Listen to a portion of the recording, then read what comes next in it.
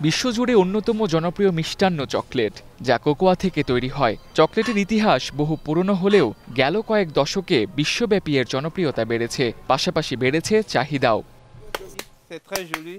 সবচেয়ে বেশি কোকোয়া উৎপাদন হয় আফ্রিকা মহাদেশে।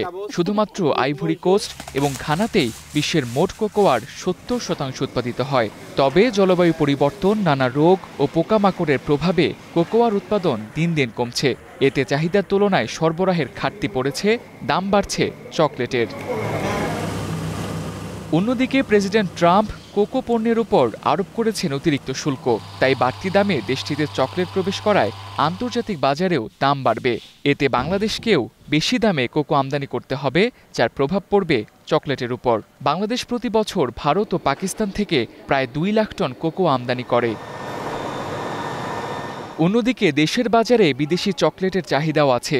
এতে বিশ্বের বিভিন্ন দেশ থেকে নানান চকলেট পণ্য আমদানি করা হয়, যার দামও দিন দিন বাড়ছে। এদিকে দেশে কোকোয়া চাষের জন্য বিগত কয়েক বছর যাবৎ সরকারিভাবে নানা পরীক্ষা নিরীক্ষা চলছে। এর অংশ হিসেবে হর্টিকালচার সেন্টারগুলোতে আবহাওয়া অনুকূল কোকোয়া বীজ উৎপাদনের প্রচেষ্টা অব্যাহত আছে। Tamsid Ahmed, star news.